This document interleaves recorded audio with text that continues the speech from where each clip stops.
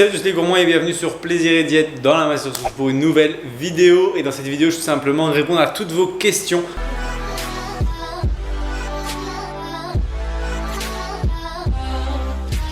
Donc je vous ai demandé de me poser des questions sur Instagram auxquelles vous vouliez des réponses et je vais tout simplement y répondre dans cette vidéo pour tout simplement que vous ayez vos réponses via une réponse plus élaborée que lorsque je vous réponds sur Instagram en story, puisque finalement j'ai une page pour répondre des choses qui finalement parfois demandent un petit peu plus de réflexion. Ici je vais tout simplement répondre à ces questions les plus importantes et celles qui ont le plus de sens, puisqu'on a reçu des tas et je vais essayer de trier les plus importantes pour que ça soit intéressant pour tout le monde. La vidéo va être en deux parties, donc il y aura une partie tout simplement qui va être faite maintenant dans cette vidéo et une autre partie dans la deuxième vidéo, puisque sinon ça va être beaucoup trop long. La première chose, c'est lâche-nous la date des nouvelles barres. Les nouvelles barres protéinées Plaisir et Diète. Donc vous avez de la chance, on arrive bientôt à l'échéance, puisque actuellement je suis à Bali. J'attendais d'avoir les derniers tests, les derniers samples pour pouvoir les valider, faire les dernières photos et sortir les barres.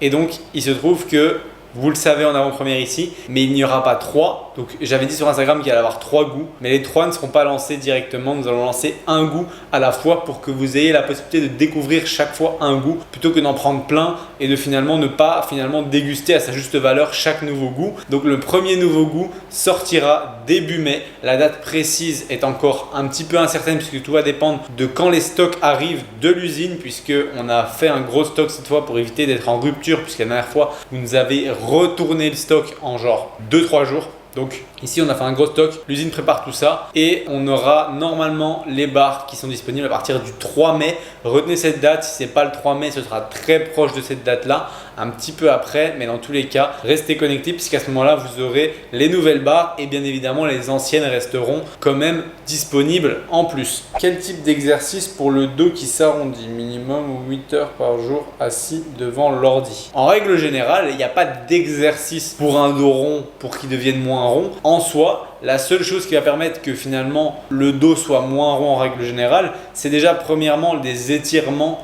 en fin de journée. Donc Major Mouvement avait fait un réel là très récemment sur une ou deux positions ou séances d'étirement à faire le soir pendant 5 minutes pour tout simplement toutes les personnes qui sont voûtées en avant à travailler. C'est mon cas aussi, je ne le fais pas spécialement, mais voilà. Mais il y a un deuxième facteur, c'est le facteur musculaire, puisque si vous prenez du muscle, évidemment, vous allez développer votre masse musculaire et vos dorsaux qui eux vont finalement venir vous faire venir plus en arrière. Mais il n'y a pas que les dorsaux, il y a aussi bien évidemment le faisceau postérieur de l'épaule qui est important pour se tenir droit. Après, c'est une question aussi d'habitude. Vous avez beau faire le plus de musculation possible, si vous vous habituez à travailler avec le dos voûté vers l'avant, vous allez dans tous les cas l'être, même si vous êtes musclé entre guillemets. L'idée, c'est de muscler tout l'ensemble de votre dos. Vous pouvez faire un peu des variantes différentes de différents exercices que j'aime bien mettre en place pour tout simplement un programme qui recrute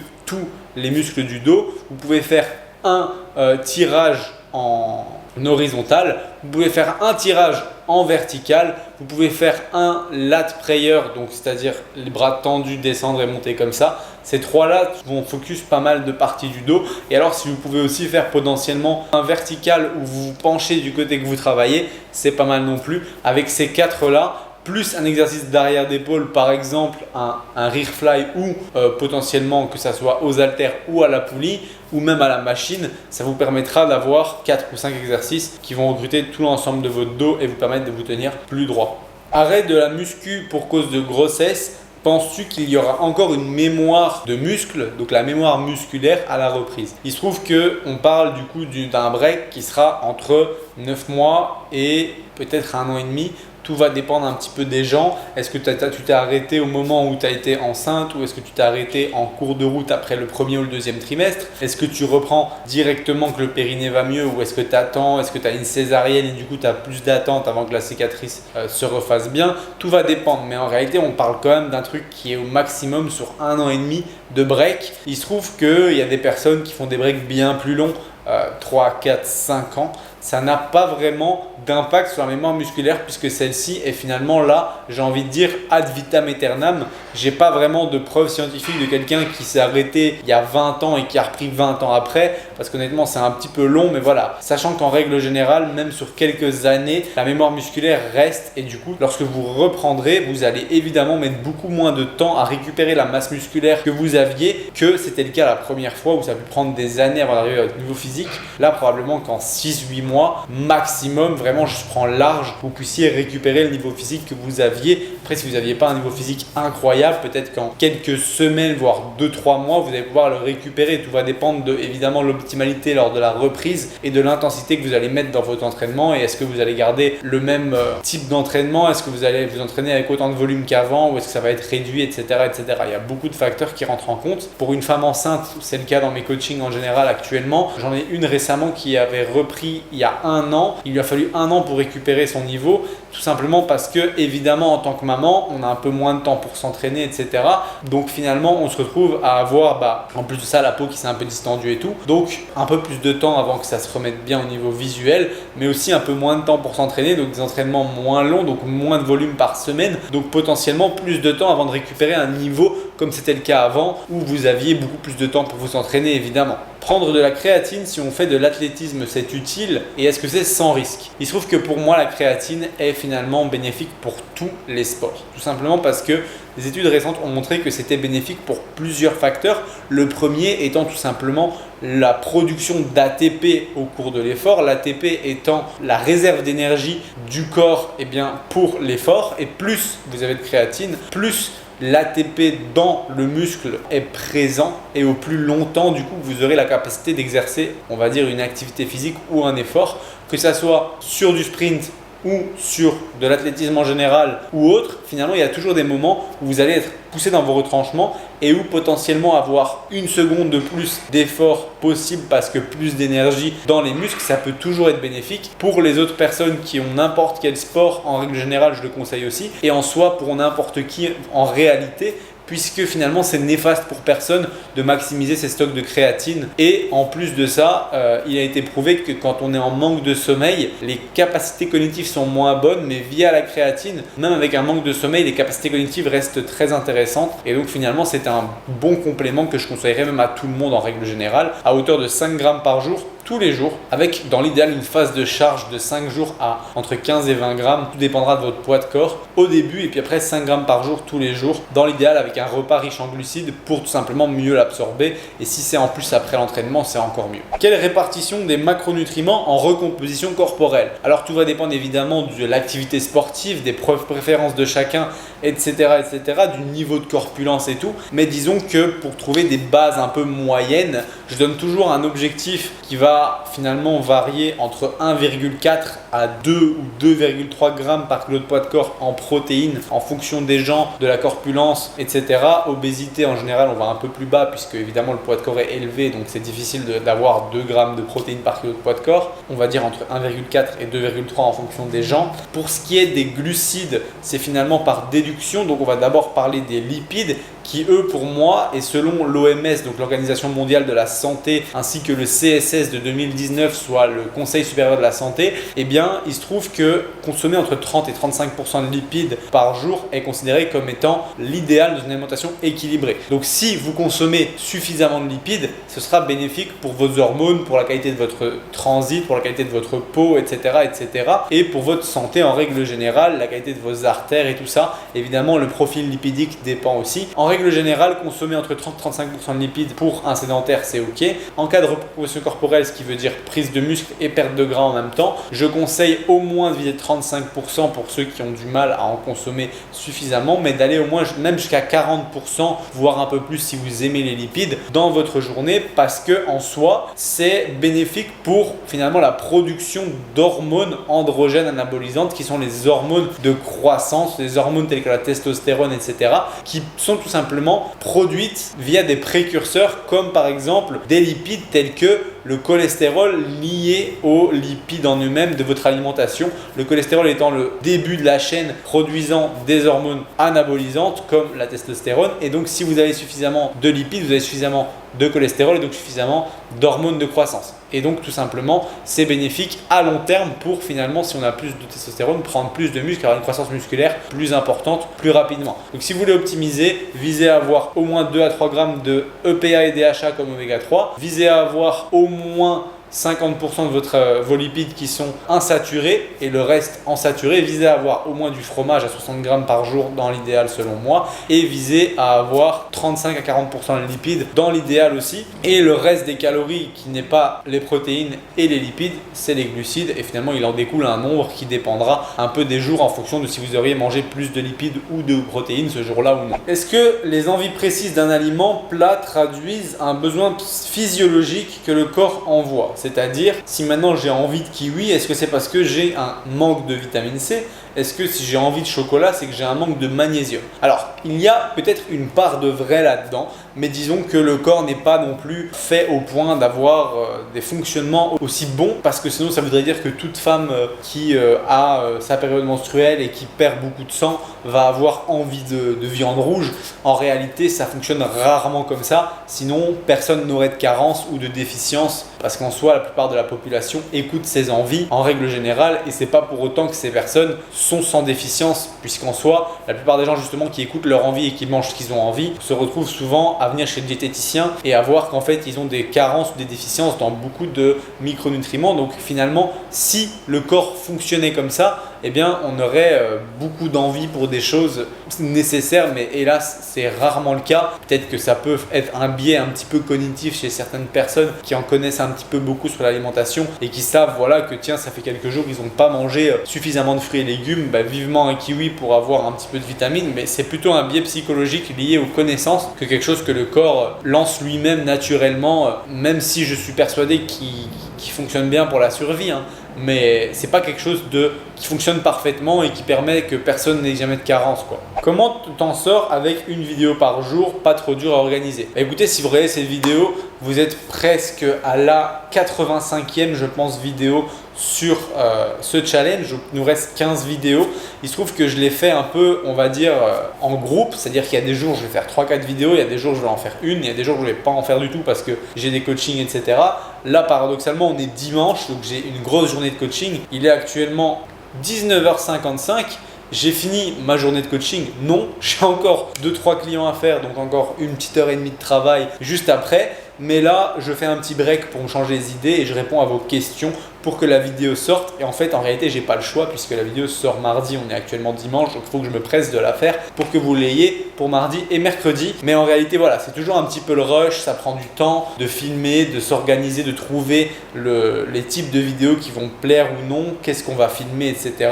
Mais voilà, le challenge est là. Évidemment que ça nous a pris du temps, qu'on va être content quand ça va être fini. Évidemment, je ne vais pas arrêter YouTube pour autant. Je reprendrai, mais plutôt sur du, on va dire, une fois par semaine. Mais le challenge, j'ai demandé quand même de l'organisation, que ce soit pour moi ou pour la monteuse Marie qui a dû avoir vraiment beaucoup de temps de travail sur l'écran pour les vidéos. Donc franchement, disons que ça prend quand même du temps, ça demande de l'organisation, mais vivement que ce soit fini. Mais c'était quand même un beau challenge et ça nous a permis d'échanger et de vous montrer beaucoup de choses et de vous apprendre beaucoup plus de choses. Et ça, c'est vraiment cool de pouvoir échanger sur YouTube avec vous sur des formats plus longs qu'Instagram. Une prise de masse avec majoritairement des repas sucrés, est-ce que ça marche? En soi, ça marche dans le sens où ce qui va impacter ta prise de masse et donc ta prise de muscle, si tu veux dire ça comme ça, c'est surtout ton apport en protéines, en lipides quotidiens et finalement ton apport calorique. Si ton apport calorique vient principalement des calories sucrées, peu importe, tant que tu lui apportes suffisamment de vitamines pour fonctionner à ton corps, comme la vitamine C, mais tu en as dans les fruits. Si tu lui apportes suffisamment de protéines, mais tu peux très bien avoir des préparations sucrées à base d'œufs ou tout simplement de fromage blanc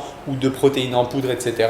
Et tout simplement aussi avoir des lipides via les beurres d'oléagineux, des huiles que tu mets dans les préparations, du chocolat et même des produits laitiers un peu gras. En soi, en règle générale, tu peux manger sucré, c'est une question de préférence. Le salé en soi est juste nécessaires pour la partie, on va dire, protéines, pour des aliments, on va dire, plus viande ou poisson. Mais à part ça, honnêtement, j'ai beaucoup de personnes que je connais qui aiment manger beaucoup sucré et qui vont faire 3 repas sur 4 en sucré. Petit déjeuner, peut-être la collation et le repas du soir, ou le repas de midi et la collation aussi en sucré, et qu'un repas salé dans leur journée, ça n'aura pas vraiment d'impact. Ce qui va vraiment impacter la prise de muscle et les résultats, c'est les macronutriments et les micronutriments, et en soi ils sont atteignables via du sucré sans souci. On me demande si les pâtes au beurre de cacahuète étaient bonnes. J'ai fait des pâtes au beurre de cacahuète en story puisque j'avais plus de quoi mettre sur mes pâtes, j'avais plus de ketchup, j'avais plus de sauce tomate, plus rien, pas de pesto, donc j'ai mis le beurre de cacahuète directement dans mes pâtes, et honnêtement c'est un combo qui est vraiment très sous-coté parce que c'était vraiment très bon, des pâtes au beurre de cacahuète avec du lait de coco. C'est vraiment une préparation qui peut donner des idées à certains pour avoir leurs lipides, et avec, je sais pas, par exemple du poulet ou des crevettes ou des choses comme ça donne vraiment un très bon goût. Donc franchement, testez ça, c'est sous-coté de fou. Comment assurez-vous les suivis à distance? Alors il se trouve qu'actuellement au sein de Plaisir et Diète, si on doit restructurer un petit peu la chose, on est 5 coachs. Donc en gros, à la base, j'étais le coach référent, celui entre guillemets qui avait créé Plaisir et Diète, et les gens venaient principalement pour que je les coach. Mais il se trouve que je n'ai pas la capacité de produire finalement des programmes personnalisés avec suivi chaque semaine ou chaque jour pour certains sur des centaines de personnes à moi tout seul. Donc j'ai un peu légué une partie de mes connaissances à d'autres coachs à qui je fais confiance à 100% et qui sont tout autant formés que moi, dont Manon qui est ma compagne, tout simplement ma copine que vous voyez dans les vidéos, ainsi que Sarah et Cédric qui sont un petit peu dans l'ombre, mais ils commencent à être un petit peu plus connus sur Plaisir et Diète. Vous l'avez vu, Cédric dans 2-3 vidéos déjà, Sarah pareil. Et ensuite, on a Marie qui est la monteuse des vidéos, mais aussi qui est très connue sur Instagram, Bloody Marie, mais qui a rejoint aussi la partie coaching de Plaisir et Diète, puisqu'elle faisait partie de Plaisir et Diète avant pour tout ce qui était déjà montage et gestion, etc. Donc, on est actuellement 5 coachs et on coach tout simplement chacun un panel de clients qui peut aller entre, on va dire, 15 et 40 personnes. C'est un travail entre mi-temps et temps plein entre les différents coachs. Pour ma part, évidemment, je suis à temps plein. Et l'idée, c'est qu'en fait, le suivi se fait via WhatsApp et vous avez un contact soit hebdomadaire, soit quotidien. Quand je dis hebdomadaire, c'est tout simplement que vous avez un bilan chaque semaine avec un contact autour de ce bilan pendant 24, 48, parfois 72 heures autour du bilan pour vous aider, répondre à vos questions en nutrition, aux entraînements, remettre à jour le programme d'entraînement, vous donner des nouveaux objectifs en nutrition et évidemment corriger les vidéos d'exécution, etc., etc. Donc voilà comment ça se passe via messages, vocaux, vidéos ou même appels pour certains. Donc c'est un petit peu comme ça qu'on fonctionne en donnant des guides à lire et à apprendre aussi, mais aussi avec un groupe d'entraide. Enfin bref, c'est tout un suivi très complet qui se fait très bien en ligne, donc il n'y a pas besoin de finalement avoir un coaching en physique pour que ça marche bien, et au contraire le suivi en ligne marche même mieux paradoxalement parce qu'il y a un contact très courant, alors que le physique c'est à la salle, et quand on n'est pas à la salle finalement on fait un petit peu ce qu'on veut et un petit peu n'importe quoi, et donc il y a moins de résultats en règle générale en physique que en ligne en réalité. D'ailleurs j'en profite, si vous voulez et que vous pensez avoir besoin d'un coaching, vous pouvez remplir le petit questionnaire qui est dans la description, le premier lien dans la description. Il y a un questionnaire gratuit à remplir pour réserver un appel avec nous qui lui-même est gratuit aussi. Ce questionnaire nous permet de finalement connaître plus de choses sur vous, donc il y a plein de petites questions sur vous et puis on vous appelle pour en parler davantage et voir un petit peu comment on peut vous aider, donc n'hésitez pas à le remplir si ça vous intéresse. Aller à l'échec musculaire est synonyme de courbature après ? Point d'interrogation. Oui et non, puisque l'échec musculaire en tant que tel peut potentiellement provoquer des courbatures, mais en réalité ce qui provoque surtout des courbatures, c'est déjà premièrement la quantité de neurones sensitifs que vous avez, qui varie en fonction de chaque personne, et finalement la tolérance aux courbatures à certains groupes musculaires et pas à d'autres de chacun, puisqu'en réalité certains peuvent avoir beaucoup de courbatures à un groupe musculaire et pas du tout à d'autres. Bête exemple, j'ai rarement des courbatures à mes épaules, c'est pas pour autant que je ne les travaille pas bien pour autant. Donc c'est vraiment une question de neurones sensitifs à ce niveau-là, mais aussi du fait que en fait au plus vous travaillez un groupe musculaire sur un exercice donné pendant longtemps, au plus le corps est habitué à ce stress lié à cet exercice, et en réalité cela mène tout simplement à ce que Le corps est habitué à un stress, donc il va moins, entre guillemets, générer de courbatures, mais c'est pas pour autant qu'il va pas récupérer de ce stress et prendre du muscle. Les courbatures ne sont pas spécialement liées à une prise de muscle, pas parce on s'est bien entraîné qu'on va avoir des courbatures, c'est surtout parce qu'on a fait quelque chose d'assez nouveau ou parce que votre génétique fait que vous avez souvent des courbatures à ce groupe musculaire. Par exemple, mes ischios, je sais que je les ai très souvent courbaturés et pour autant, c'est pas des exercices que je change très souvent, ni pour autant que je vais à l'échec musculaire. Je vais proche de l'échec suffisamment intensément en termes d'entraînement que pour prendre du muscle, mais aller à l'échec musculaire à chaque répétition ou série n'a pas d'intérêt en soi à part vous fatiguer le système nerveux et ne pas réussir à faire des PR chaque semaine et donc de surcharger progressivement chaque semaine puisque votre système nerveux est tellement HS que vous n'arriverez potentiellement pas à faire une meilleure perf la semaine suivante. Donc aller à l'échec une fois de temps en temps parce qu'on s'est donné et que ce n'était pas prévu, c'est ok, mais sinon s'arrêter proche de l'échec sans l'atteindre, c'est quand même une des meilleures choses à faire pour éviter d'impacter trop sa récupération. Donc voilà, je vois que j'ai encore quelques questions, je pense qu'on est plus ou moins à la moitié des questions importantes de cette vidéo. Donc je vais m'arrêter là pour la première partie de la vidéo, je reprends la deuxième partie d'ici peu. Quant à moi, j'espère que cette vidéo vous aura plu. Si c'est le cas, vous pouvez toujours cliquer sur j'aime et à vous abonner. Pensez à cocher la cloche de notification pour ne pas rater les prochaines vidéos, puisqu'en ce moment, c'est une vidéo par jour pendant 100 jours. Et moi, je vous dis à demain pour la deuxième partie de la FAQ.